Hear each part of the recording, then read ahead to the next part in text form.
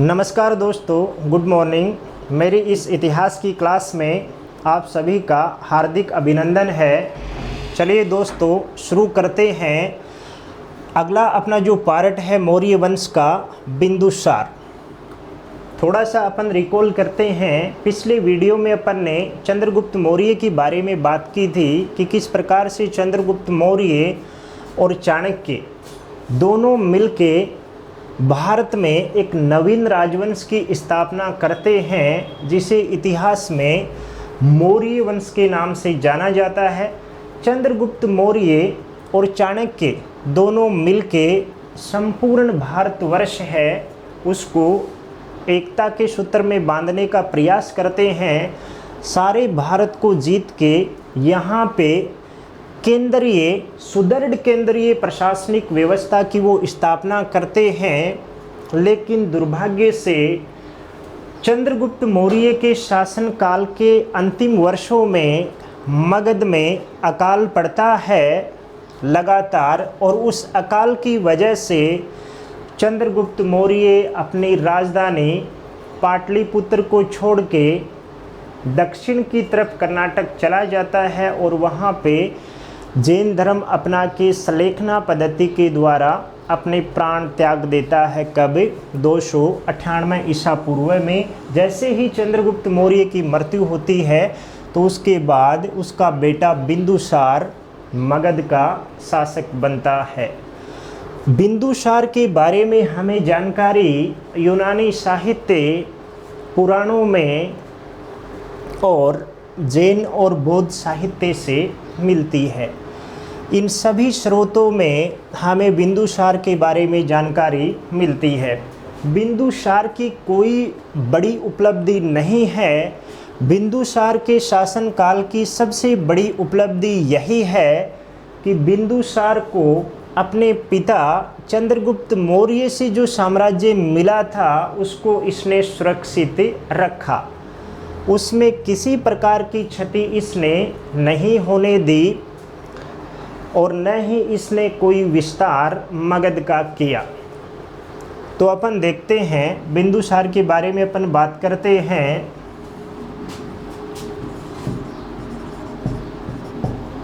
ऐसी जानकारी मिलती है कि बिंदुसार चंद्रगुप्त मौर्य की पत्नी दुर्धरा का पुत्र था। चंद्रगुप्त मौर्य और दुर्धरा की संतान थी बिंदुसार। कहते हैं कि चाणक्य बिंदुसार की माता दुर्धरा को प्रतिदिन थोड़ा थोड़ा जहर देता था, जिससे कि उसकी संतान इतनी मजबूत हो, इतनी ताकतवर हो कि आगे उस पे जहर का कोई असर न हो। इसलिए प्रतिदिन वह उसे भोजन में थोड़ी थोड़ी मात्रा में जहर देता था। लेकिन दुर्भाग्य से जिस समय बिंदुसार अपनी माता के गर्भ में था, अचानक से दुर्धरा की मृत्यु हो जाती है और चाणक्य ऑपरेशन के द्वारा बिंदुसार को बचा लेता है। बिंदुसार का जब जन्म होता है तो बताते हैं कि उसके शरीर पे एक बिंदु, एक निशान, एक डॉट बना हुआ था जो जहर उसे दिया जाता था उसका।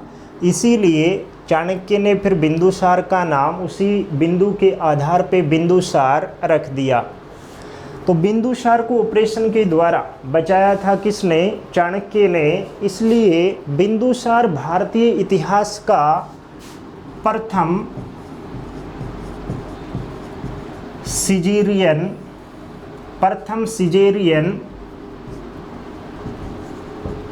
बालक माना जाता है या प्रथम सिजेरियन शासक माना जाता है। इतिहास में जितनी भी जो जानकारियां हैं उसमें प्रथम सिजेरियन शासक कौन है? बिंदुसार है। तो एक अच्छा प्रश्न बनता है। बिंदुसार का जो शासनकाल है 298 ईसा पूर्व से 273 ईसा पूर्व तक रहता है। चंद्रगुप्त मौर्य की मृत्यु के बाद यह मगध की मगध के राज सिंहासन पे बैठता है। यह है चंद्रगुप्त के विपरीत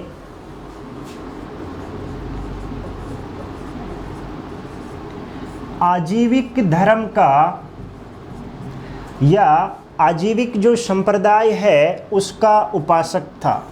तो बिंदुसार से संबंधित एक अच्छा प्रश्न बनता है एग्जाम की दृष्टि से कि मौर्य शासक बिंदुसार कौन से संप्रदाय का उपासक था या कौन से संप्रदाय में आस्था रखता था। तो कौन सा संप्रदाय होगा? आजीविक संप्रदाय। अपन ने बात की बिंदुसार के अलग अलग नाम मिलते हैं अलग अलग स्रोतों में, पुराणों में मद्दरशार इसका नाम मिलता है, जैन साहित्य में सिंहसेन इसे कहा गया है, यूनानी साहित्य में एमित्रोचेडस या एमित्रोचेटस के नाम से इसे संबोधित किया गया है, जबकि संस्कृत साहित्य में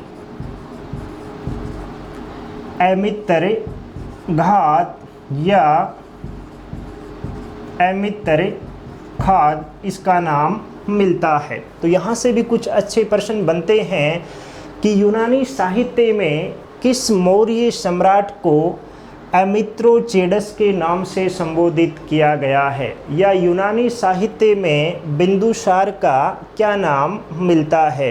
तो यहाँ पे होगा एमित्रोचेडस। संस्कृत साहित्य में या एमित्रोचेडस का संस्कृत जो रूपांतरण है वह है एमित्र घात या एमित्र खाद, यानी शत्रुओं का नाश करने वाला होता है।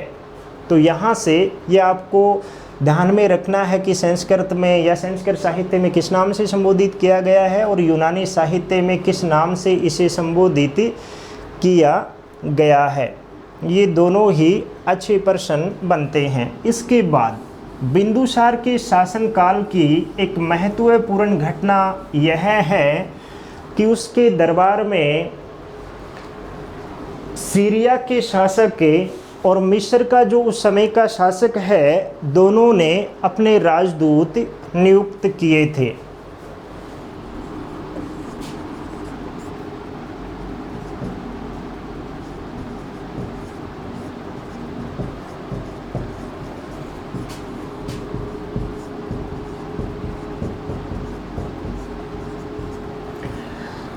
दोस्तों, इस समय बिंदुसार का समकालीन मिस्र का शासक टोलमी द्वितीय फिलाडेल्फस था, जबकि सीरिया का यूनानी शासक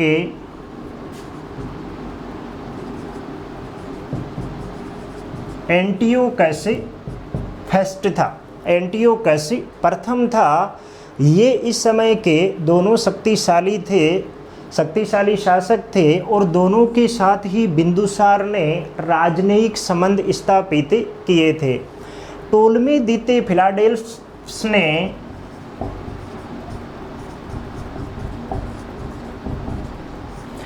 डायनोसियस नाम के राजदूत को भारत भेजा था या बिंदुसार के दरबार में भेजा था। वहीं एंटियोकस प्रथम ने डाइमेक्स को अपना राजदूत बना के बिंदुसार के दरबार में भेजा था। तो यहाँ से भी दोनों प्रश्न हैं वो बहुत ही अच्छे बनते हैं। पहला ये कि बिंदुसार का समकालीन मिस्र का शासक कौन था, तो यहाँ पे टोलमी द्वितीय फिलाडेल्फस से। फिर ये भी पूछ सकते हैं कि मिस्र के शासक टोलमी द्वितीय फिलाडेल्फस ने बिंदुसार के दरबार में अपना राजदूत किसे नियुक्त किया, तो यहाँ पे डायनोसियस होगा। और अगर सीरिया से संबंधित प्रश्न पूछा जाता है तो सीरिया का जो शासक था एंटियोकस प्रथम, उसने डाइमेक्स को अपना राजदूत बना के बिंदुसार के दरबार में भेजा था। बिंदुसार के शासनकाल से संबंधित जो घटनाएं हैं उसमें एक घटना ये भी है कि बिंदुसार का प्रारंभिक जो शासनकाल है उसके दौरान चाणक्य उसका प्रधानमंत्री रहता है। लेकिन कुछ समय बाद चाणक्य की मृत्यु हो जाती है और उसकी जगह राधा गोविंद को वह अपना प्रधानमंत्री नियुक्त करता है। ऐसी भी जानकारी मिलती है कि मौर्य शासक बिंदुसार के दरबार में एक 500 मंत्रियों की राज परिषद थी। वर्तमान में अपन बात करते हैं जैसे मंत्री परिषद होती है, वैसे ही बिंदुसार की जो राज्यसभा थी उसमें 500 सदस्यों की एक राज परिषद थी और उस राज परिषद का अध्यक्ष या प्रमुख खलाटक नामक व्यक्ति था। तो ये भी एक अच्छा प्रश्न बनता है कि बिंदुसार के शासनकाल के दौरान जो राज परिषद थी उसके दरबार में जो 500 सदस्यों की एक राज परिषद थी उसका प्रमुख कौन था, तो यहाँ पे खलाटक होगा। तो बिंदुसार से संबंधित ज़्यादा प्रश्न दोस्तों नहीं बनते हैं, ज़्यादा प्रश्न नहीं पूछे जाते हैं। छोटा सा ये एक अपना पार्ट है मौर्य काल का, इससे संबंधित 1-2 प्रश्न बनते हैं। इनके अलावा कोई प्रश्न एग्जाम में नहीं पूछा जाएगा। इनके नामों के बारे में अपन ने चर्चा की कि जैन साहित्य में सिंहसेन, ब्राह्मण जो साहित्य है या पुराण है वहाँ पे अलग नाम इसका मिलता है, जबकि बिंदुसार इसका जो नाम है वो किस प्रकार से रखा गया कि एक जहर का जो निशान इसके शरीर पे था उसी के आधार पे चाणक्य ने इसका नाम बिंदुसार रखा था। भारतीय इतिहास का यह प्रथम सिजेरियन बालक था या सिजेरियन शासक था। इसके अलावा इस समय 2 देशों के साथ इसने राजनयिक संबंध स्थापित किए थे, एक मिस्र के साथ और दूसरा सीरिया के साथ। इसका समकालीन मिस्र का शासक टोलमी द्वितीय फिलाडेल्फस था जिसने डायनोसियस को अपना राजदूत बना के भेजा। दूसरा सीरिया का शासक एंटियोकस प्रथम था जिसने डायमेकस को अपना राजदूत बना के भेजा। यहाँ पे जानकारी ये भी मिलती है कि बिंदुसार ने सीरिया के शासक से 3 मांग की थी कि एक तो मीठी शराब, दूसरा सीरिया से अंजीर और तीसरा दार्शनिक। चंद्रगुप्त मौर्य की वजह से इसका प्रभाव उस क्षेत्र में अब भी था और सीरिया के शासक एंटियोकस प्रथम को इसने अपना संदेश भेजा कि मेरे लिए सीरिया से मीठी शराब, सीरिया की प्रसिद्ध अंजीर और वहाँ से कुछ यूनानी दार्शनिक भेजे जाएं।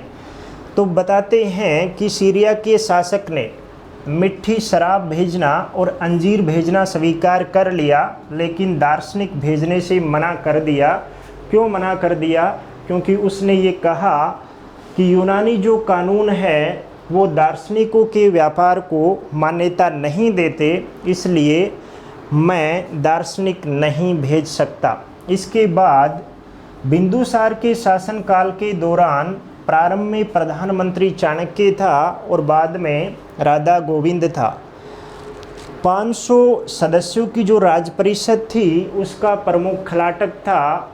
यूनानी साहित्य में इसे अमित्रोचेटस या अमित्रोचेटस के नाम से जाना जाता है, जबकि संस्कृत साहित्य में अमित्रोघात या अमित्रोखात के नाम से इसे जाना जाता है, जिसका अर्थ होता है शत्रुओं का नाश करने वाला। पिछला जो अपना टॉपिक था उसमें अपन ने बात की थी कि चंद्रगुप्त मौर्य ने एक बड़ा साम्राज्य स्थापित किया था। सारे भारत को उसने जीत लिया था और जीत के संपूर्ण जो राज्य है उसको 4 प्रांतों में उसने विभाजित किया था। संपूर्ण राज्यों को 4 प्रांतों में विभाजित किया था और संपूर्ण जो राज्य है उसकी राजधानी उसने पाटलिपुत्र को बनाया था। संपूर्ण राज्य मगध की राजधानी चंद्रगुप्त मौर्य, बिंदुसार और अशोक के समय कहाँ रहती है? पाटलिपुत्र। 4 प्रांत थे किसके समय? संपूर्ण जो मौर्य साम्राज्य है या मगध जो साम्राज्य है वह चंद्रगुप्त मौर्य और बिंदुसार के समय 4 प्रांतों में विभाजित था। उत्तरापथ, दक्षिणापथ,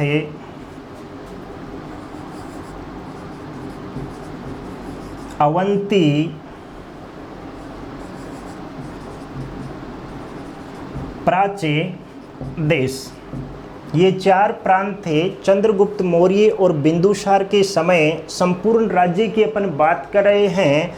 राजधानी थी पाटलिपुत्र, जबकि उत्तरापथ की राजधानी थी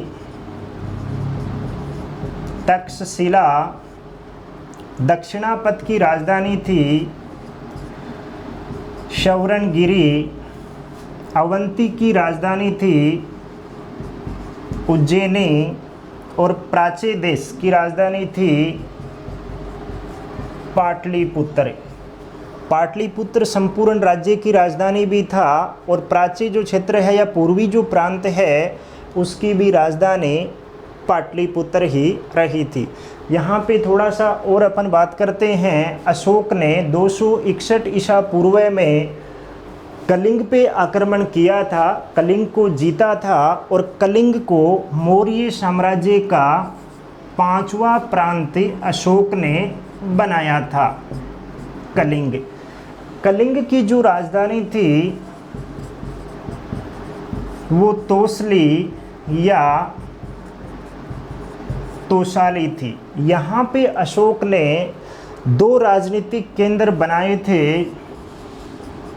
कलिंग में, एक जोगढ़ और दूसरा शंपा नाम से। तो ये भी एक अच्छा प्रश्न है कि मौर्य साम्राज्य में चंद्रगुप्त मौर्य और बिंदुसार के समय 4 प्रांत थे, उत्तरापथ, दक्षिणापथ, अवंती और प्राच्य देश।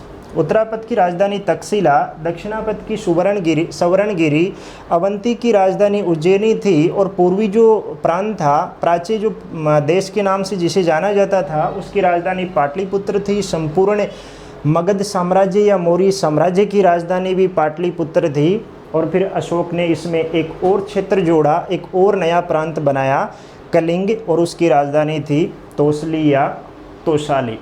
धन्यवाद दोस्तों।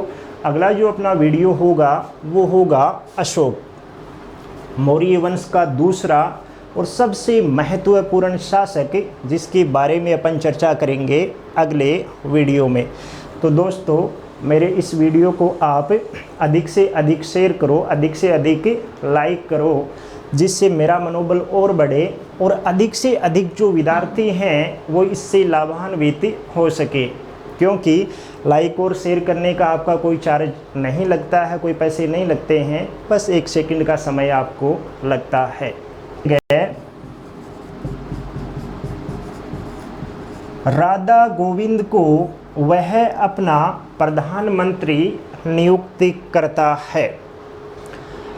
ऐसी भी जानकारी मिलती है कि मौर्य शासक बिंदुसार के दरबार में एक 500 मंत्रियों की राज परिषद थी। वर्तमान में अपन बात करते हैं जैसे मंत्री परिषद होती है, वैसे ही बिंदुसार की जो राज्यसभा थी उसमें 500 सदस्यों की एक राज परिषद थी और उस राज परिषद का अध्यक्ष या प्रमुख खलाटक नामक व्यक्ति था। तो ये भी एक अच्छा प्रश्न बनता है कि बिंदुसार के शासनकाल के दौरान जो राज परिषद थी, उसके दरबार में जो 500 सदस्यों की एक राज परिषद थी, उसका प्रमुख कौन था? तो यहाँ पे खलाटक होगा। तो बिंदुसार से संबंधित ज़्यादा प्रश्न दोस्तों नहीं बनते हैं, ज़्यादा प्रश्न नहीं पूछे जाते हैं। छोटा सा ये एक अपना पार्ट है मौर्य काल का, इससे संबंधित 1-2 प्रश्न बनते हैं। इनके अलावा कोई प्रश्न एग्जाम में नहीं पूछा जाएगा। इनके नामों के बारे में अपन ने चर्चा की कि जैन साहित्य में सिंहसेन, ब्राह्मण जो साहित्य है या पुराण है वहाँ पे अलग नाम इसका मिलता है, जबकि बिंदुसार इसका जो नाम है वो किस प्रकार से रखा गया कि एक जहर का जो निशान इसके शरीर पे था, उसी के आधार पे चाणक्य ने इसका नाम बिंदुसार रखा था। भारतीय इतिहास का यह प्रथम सिजेरियन बालक था या सिजेरियन शासक था। इसके अलावा इस समय दो देशों के साथ इसने राजनयिक संबंध स्थापित किए थे, एक मिस्र के साथ और दूसरा सीरिया के साथ। इसका समकालीन मिस्र का शासक टोलमी द्वितीय फिलाडेल्फस था, जिसने डायनोसियस को अपना राजदूत बना के भेजा। दूसरा सीरिया का शासक एंटियोकस प्रथम था, जिसने डायमेकस को अपना राजदूत बना के भेजा। यहाँ पे जानकारी ये भी मिलती है कि बिंदुसार ने सीरिया के शासक से 3 मांग की थी कि एक तो मीठी शराब,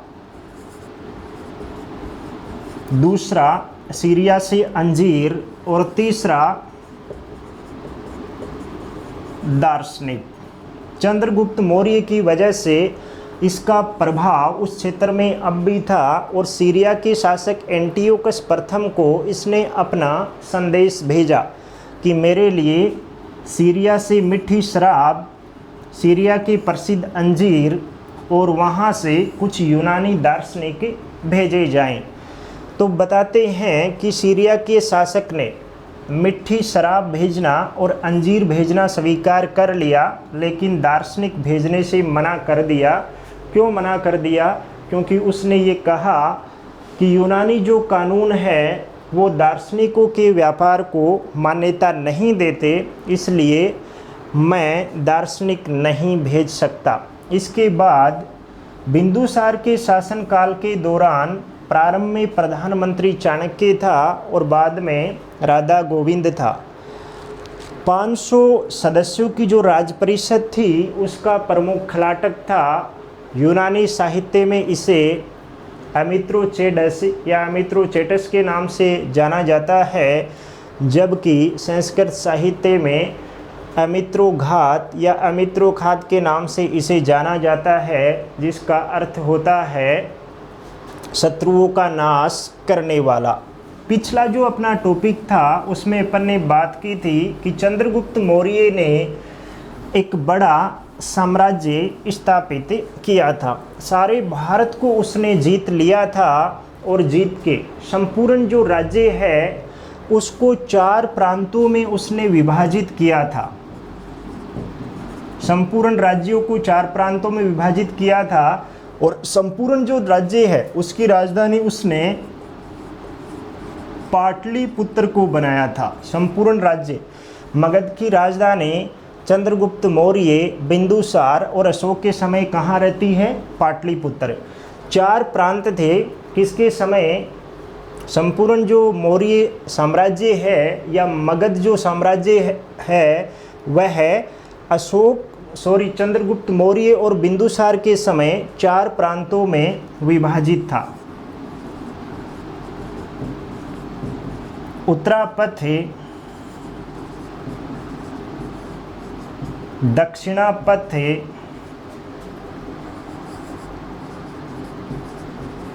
अवंती,